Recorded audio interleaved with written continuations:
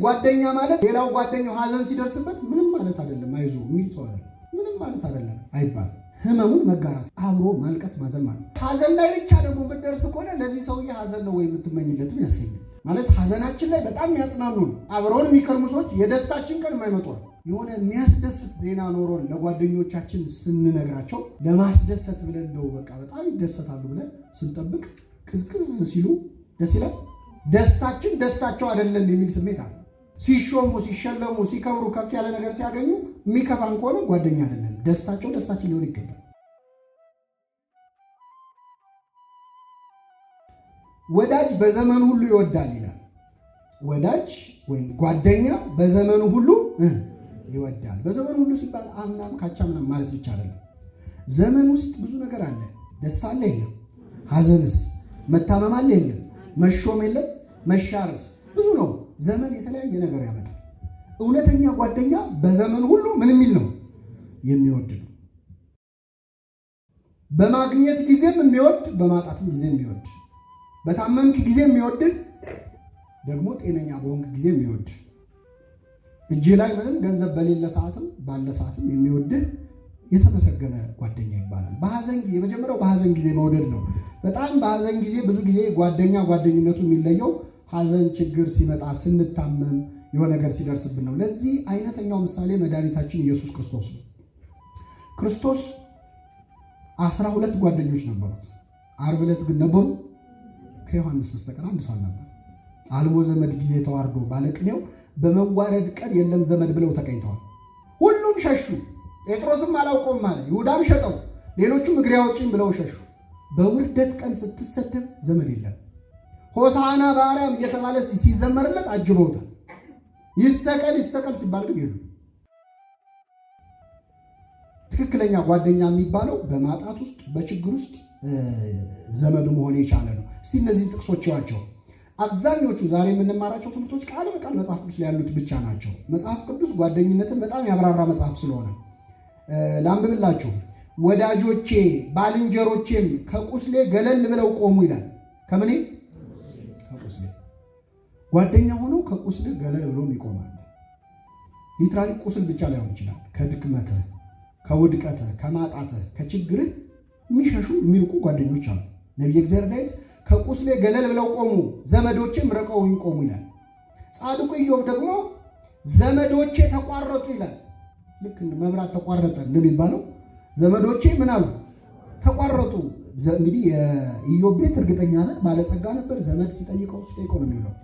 አንዳንድ ጊዜ ዘመድ ጠያቂ የሚበዛበት ቤት ችግር ሲመጣ ይጠፋል። ሰው ሌላ ቀን የሚመቸው አሁን አይመቸው። ለምን እንደሆነ አያውቅም፣ ግን በጣም ብዙ ሰው ይሸሻል። ኢዮብ ምን አለ? ዘመዶቼ ተቋረጡ ወዳጆቼም ረሱ ይላል። እና የመጀመሪያው የጓደኝነት መገለጫ ጊዜ የሐዘን ጊዜ ነው። ጓደኞቻችን አብረውን ሲጫወቱ፣ አብረውን ሲሮጡ፣ አብረውን ሲዝናኑ የነበሩ ሰዎች አልጋ ላይ ሲውሉ ሄደን እናያቸዋለን። ሲታሰሩ እናያቸዋለን። ትዝም ላይ ሊሆን ይችላል። በጣም የመጨረሻ ስቃይም ቁስልም የሚሆንባቸው በነገራችን ላይ ጠያቂ በሩን እያዩ የሚጠብቁ እኮ አሉ በየእስር ቤቱ። ሌላው ጠያቂ ሲመጣለት ሲንጋጋለት እያዩ እነሱ ጋር የሚመጣ ሰው አለመኖሩ በጣም ያሰቃያቸዋል። ቅዱስ ጳውሎስ ረሳችሁኝ ብሎ አያማርርም። የፊልጵስዩስ ምዕመናን ጊዜ አታችሁ ነው እንጂ ቢኖራችሁ ኖሮ ታስታውሱኝ ነበር ይላል።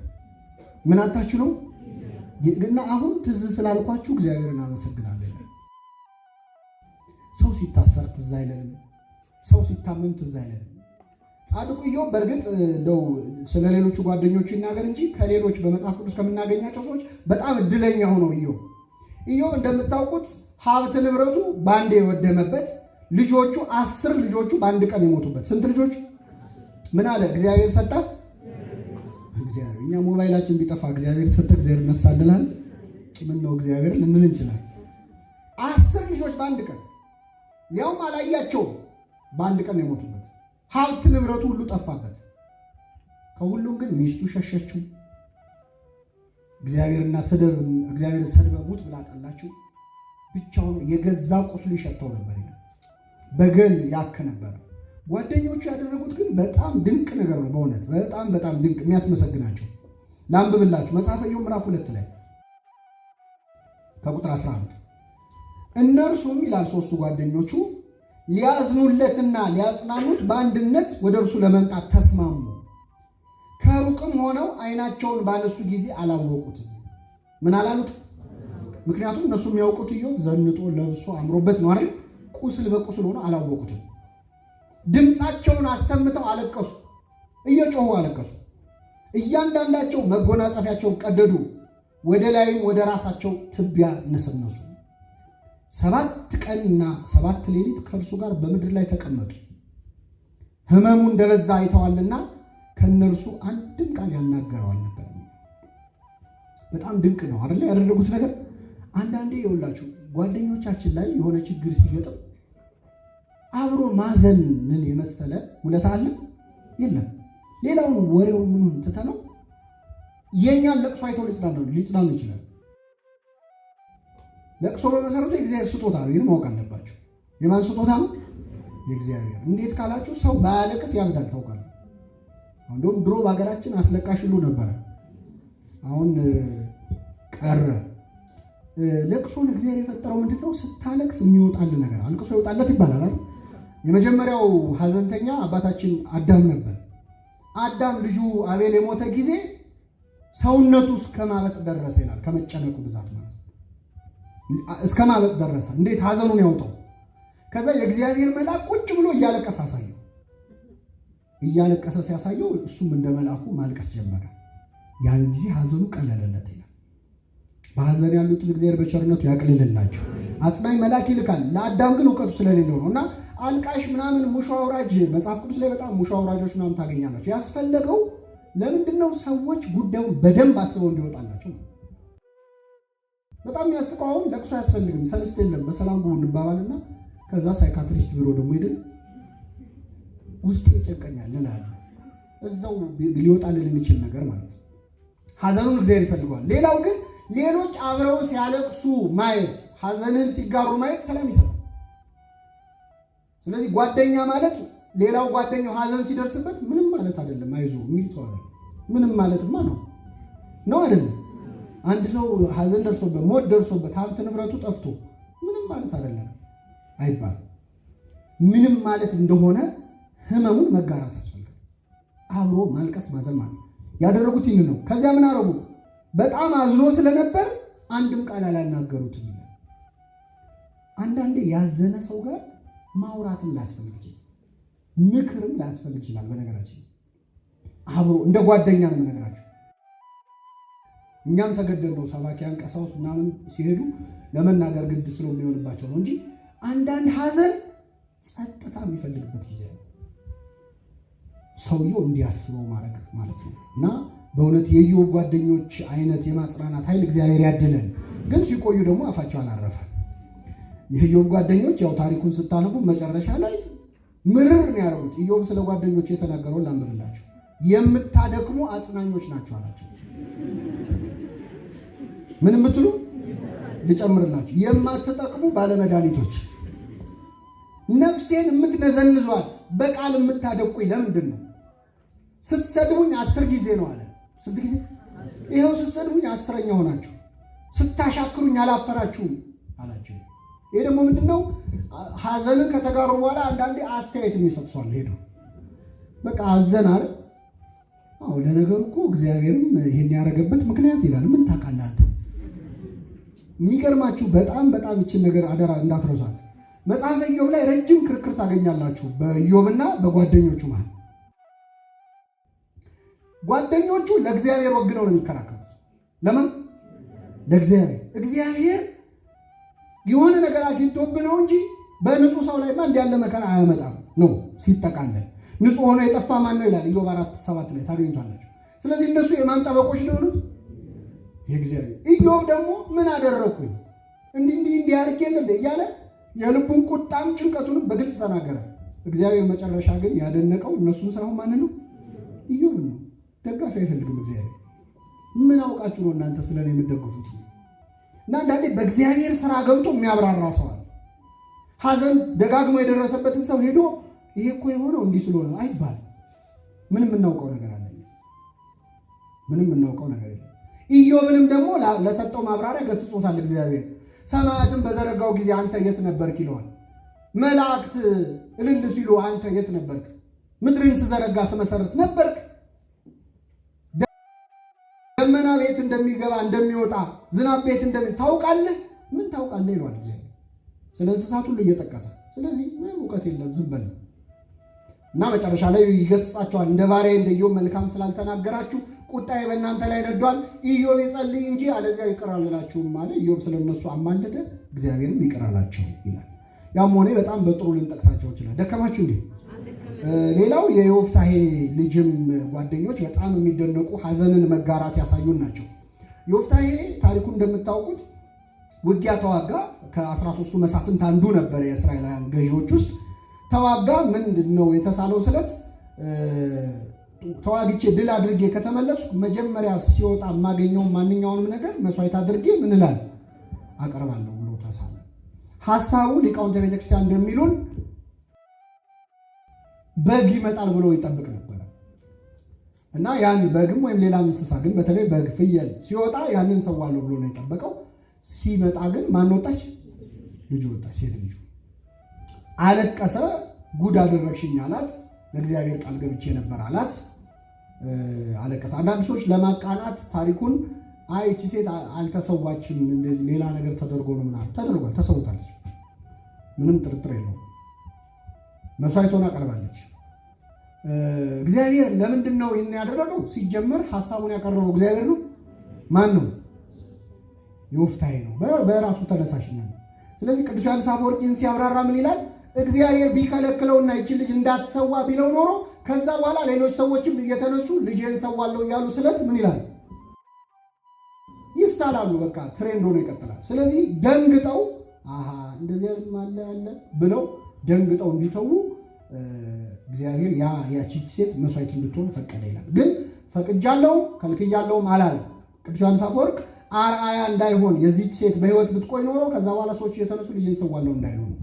ለማንኛውም ይቺ ሴት ከመሰዋቷ በፊት ግን ምንድን ያለችው? የዮፍታሔ ልጅ 2 ወር ስጠኝና ስለ ድንግልናዬ ላልቅሳለች።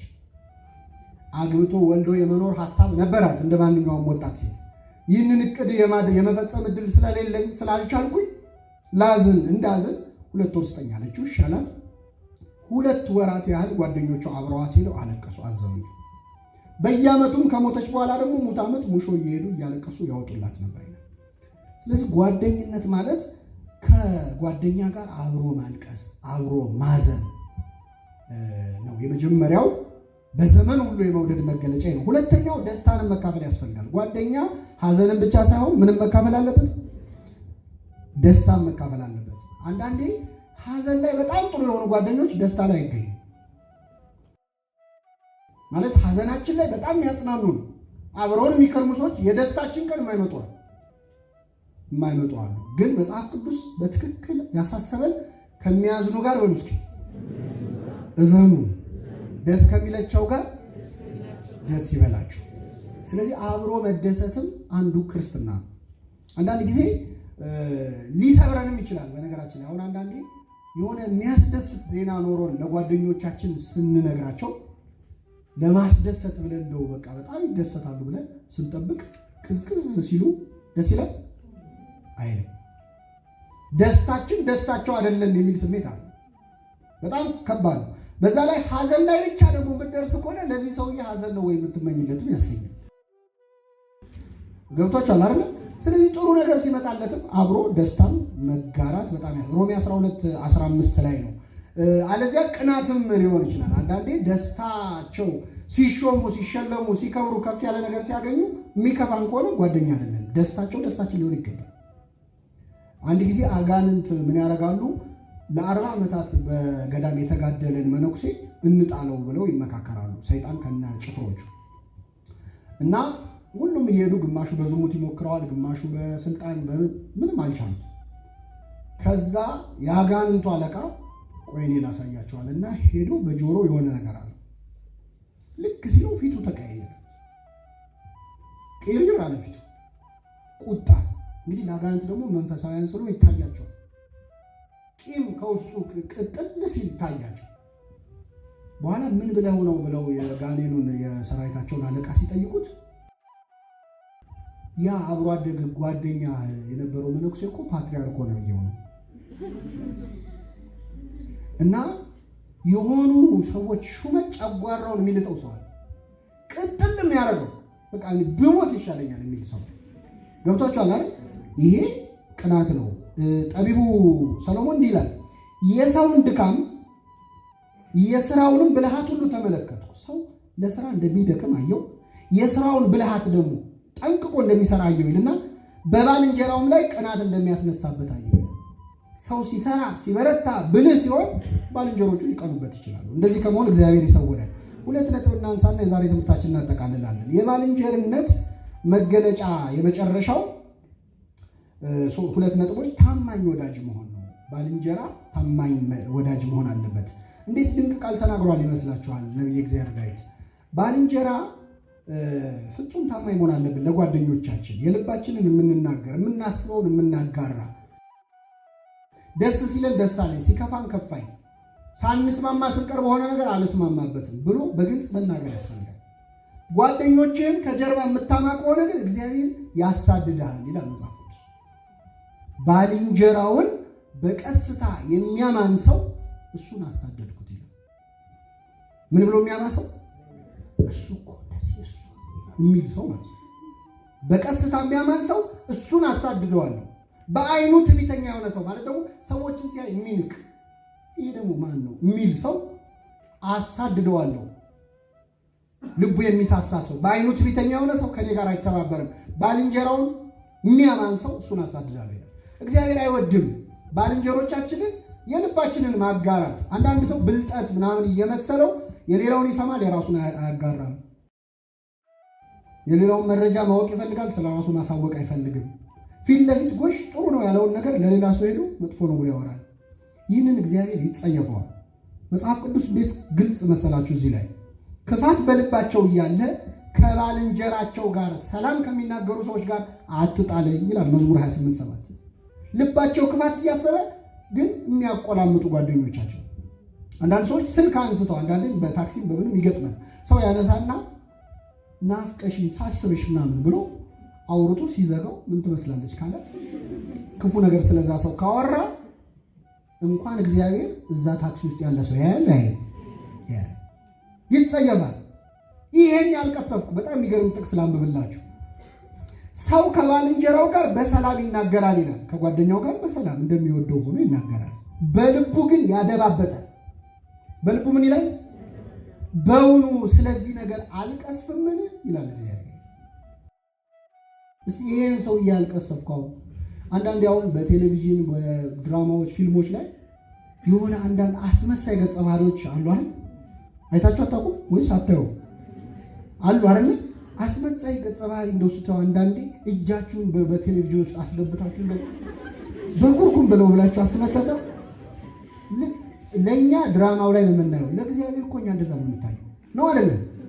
ስለዚህ ሲያስመስል ሲያይ እውነት ይሄን አልቀስፈው ይሄን ያልቀሰፍኩ ማን ቀስፋለሁ ማለት እንደዚህ ከመባል ይሰውራል እግዚአብሔር ያያል።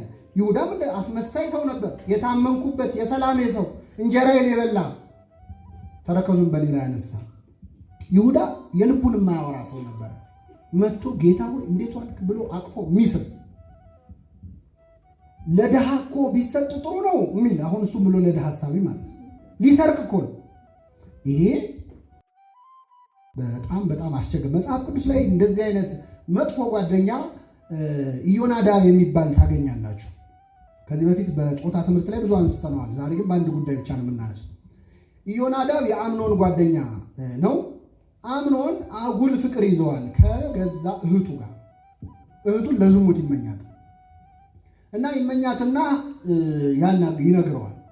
አይነግረውም። መጀመሪያ ሲያየው ከሳበት።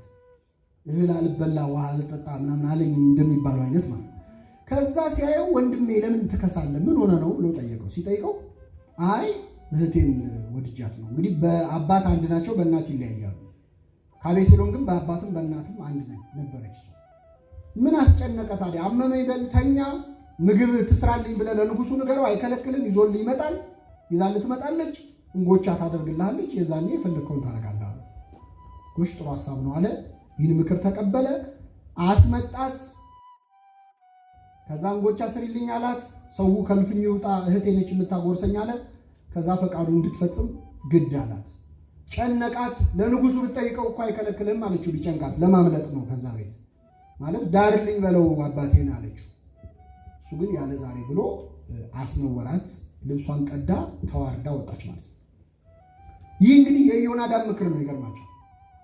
ከዚህ በኋላ በጣም የሚደንቀው አቤሴሎም የዚህች የትዕማር ትክክለኛ ወንድም ማለት ነው፣ በእናትም በአባትም ወንድሟ የሆነ በከፊል እንደ አምኖን ያልሆነ እንዴት እህቴን ያዋርዳታል ብሎ በጣም ተበሳጨ። ስለዚህ ሊገለው ያስብ ነበር እና ግብዣ አዘጋጅቶ አረሳስቶ 2 ዓመት ቆይቶ ሲረሳ ወሬው ጠራና የንጉሱ ልጆች ሁሉ ጠራ፣ የዳዊት ልጆች። እዛ ግብዣ መሃል ለካ ሴራ ሰርቷል። አምኖን እንዲገደል አደረገ። በገዛ ወንድሙ በአቤሴሎም ትእዛዝ ተገደለ ማለት። ይህ ሁሉ ሲሆን ኢዮናዳብ ቤተ መንግስት ነው ያለው፣ ዳዊት ጋር ነው ያለው። ከዛ አንድ ወሬ አቀባይ ሰው እየሮጠ መጣና ኧረ ወንድሜ የንጉሱ ልጆች ሁሉ እኮ ተገለዋል አለቁ ብሎ ተናገረ። የተገደለው ግን የንጉሱ ልጆች ናቸው። ስንት ሰው ነው? አንድ ሰው። ኢዮናዳብ እዛ ቆሞ አይ አምኖን ብቻ ነው የሞተው፣ አይዞ አትደንግጥ ይላል ንጉሱ። አምኖን ነው የሞተው፣ ምክንያቱም አቤሴሎም እህቴን ደፈረ ብሎ ቂም ይዞበት ቆይቷል እና አምኖን ነው የሞተው አለ። ይህን ካለ በኋላ የንጉሱ ልጆች መጡ። ከዛ ማለት ሲመጡ ወንድማቸው ተገሏል እያለቀሱ፣ ሌሎቹ ልጆች እያለቀሱ ማቅ ለብሰው ሲመጡ ኢዮናዳብ እዛ ቆሞ አላልኩም የሞተው ማን ብቻ ነው? እግዚአብሔር ያሳያችሁ። አምኖን እስከ ሞት ያደረሰውን ክፉ ነገር እንዲሰራ ምክር የሰጠው ማን? ራሱ። አላለቀሰም። ታሪኩ ላይ ስታነቡት ወይኔ ወንድሜ እንኳን አላለ። ማቅ ሲለብሱ አላልኩም ብያለሁ እኮ እኔ ቀድሜ እያለ ጭራሽ የሟሹን ነገር ይናገራል። እና የወንድሞቻቸው ከጎን እንደ ወዳጅ እንደ እንትን ሆነው ግን የወንድሞቻቸውን ክፋት የሚመኙ ሰዎች ታማኝ ወዳጅ አይሰኙም። ታማኝ ወዳጅ ለመሆን ያብቃል። የመጨረሻው ክርስቲያናዊ ጓደኝነት መከባበር ነው። ይህን ጥቅስ አብረን እንበልና አብራርተን እንጨርሳለን። መከባበር ነው። አንዳንዴ ጓደኛ መሆን ማለት መናናቅ የሚመስለው ሰው እንደዛ አይደለም። መጽሐፍ ቅዱስ ሮሜ 12 ከቁጥር 10 ላይ በወንድማማች መዋደድ ተዋደዱ። እስኪ በሉ ምን በሉ? ተዋደዱ ይልና እርስ በርሳችሁ ተከባበሩ ይላል። መዋደድ ብቻ ሳይሆን ጓደኝነት ምንድን ነው? መከባበር። ጓደኛ ማለት እንደፈለክ የምትሰድበው ማለት አይደለም። አንዳንዴ ፍቅራቸውን በስድብ የሚገልጹ ሰዎች አሉ። ሲያወሩ ምን ሲሉ በጣም የሚያዋርድ ነገር በማለት በማናናቅ። ይሄ ከመከባበር ጋር የሚደረገው ጨዋታ መቃለድ ምናምን እሱን አይደለም እያልኩ ያለሁት። ግን የሰውየውን ክብር የሚነካ አይነት የጓደኝነት አገላለጽ አለ፣ ፍቅር አገላለጽ አለ። ቤተሰቡን የሚነካ ታሪኩን በሰው ፊት ማውጣት፣ ትረባ። አንዳንዴ በጣም ተራረቡና ሰዎች ይካረራሉ እና አይ ብንከባበር ጥሩ ይመስለኛል ይላሉ። ከመጀመሪያው ይሻላል አይሻልም? አዎ፣ የሆነ መታለፍ የሌለበት የክብር መጠን አለ፣ ለሰው ሊሰጠው የሚገባው ክብር። ስለዚህ ጓደኞቻችን በመቀራረባቸው ምክንያት መናቅ የለባቸው። እርስ በርሳችሁ ተከባበሩ ነው የሚለው። የማይሆን መጠጋጋት። አንዳንዴ ጓደኛ የእያንዳንዱ ሰው ግላዊ አጥር አለው፣ ፐርሰናል ስፔስ አለ። ያ መታለፍ የለበትም። መጽሐፍ ቅዱስ እንዲህ ይላል፣ እንዳይሰለችህም እንዳይጠላህ እግርህን ወደ ባልንጀራህ ቤት አታዘውትር። ያ አንደኛ ዝም ብሎ ቤቱ አትሂድ ነው። እሱም ትምህርት ነው አይደለም። ዝም ብሎ አይኬድ፣ ቢያንስ ይመቻል ላግኘም ይባላል አይደል። ሌላ ስራ ይኖርበት ይችላል፣ ሊጸልይ ይችላል። ይሄ አክብሮት ነው። እንዳይሰለችህ እንዳይጠላህ፣ ሲበዛ ስለሚሰለች። ከዛ ውጭ ግን በሌላም ጉዳዮች ላይ አንዳንድ የጓደኞቻችንን ክብር መጠበቅ አለብን። ትንሽ ርቀት መስጠት አለብን። 2 ሰዎች ስለሆኑ ስንት ሰዎች? 2 ነው። ስለዚህ ትንሽ ርቀት ያስፈልጋል። የማይሆን ቀልድ በመቀለድ ጓደኞቻቸውን መቅረባቸውን ለማሳየት የሚሞክረዋል። የማይሆን ቀልድ ማለት ምንድን ነው መሰላችሁ? እንግዲህ እናንተ ታውቁት የለ የማይሆን ጓደኛሞች ፍቅራቸውን ለመግለጽ ብለው ጓደኛቸውን ክብር የሚነካ ጓደኞቻቸውን በሰው ፊት መሳቂያ የሚያደርጉ ነገሮች። መጽሐፍ ቅዱስ በጣም ድንቅ መጽሐፍ ነው። እንዲህ ይላል፣ እርቃኑን ለማየት ይላል፣ ሀፍረተ ስጋውን ለማየት ባልንጀራውን የሚያጠጣ ክፉም ለሚጨምርበትና ለሚያሰክረው ሰው ወዮለት። ጓደኞቻቸውን አስክረው እነሱ በሰው ፊት ሲዋረዱ የሚዝናኑ ያን ቪዲዮ እየቀረጹ ፎቶ እያነሱ ዋ እያሉ ማስፈራሪያ ያንተ ነገር እያሉ የሚዘቡት ሰዎች አሉ። ምኑን አከበር ነው ጓደኛ? ወዮለት ነው የሚለው መጽሐፍ ቅዱስ። ጓደኛውን አጠጥቶ አስክሮ ለሚያዋርድ ሰው ወዮለት ነው። የመጨረሻው ባል ደግሞ የማይሆን ነገር አድርጎ ስቀልድ ነው የሚል ሰው አለ። የለም መጽሐፍ ቅዱስ እንዲለዋል። እችን ጥቅስ በሉ። ባልንጀራውን የሚያታልል በጨዋታ አደረኩት የሚል ሰው አለ። ስቀልድ ነው የሚል ማለት እና ስቀልድ ነው ውስጥ ራሱ ሌላ ቀልድ ያልሆነ ብዙ ነገር አለ እና ጓደኞቻችንን አክብረን ታማኝ ሆነን ክርስቲያናዊ የጓደኝነት ህይወት ለመኖር እግዚአብሔር በቸርነቱ ይርዳል።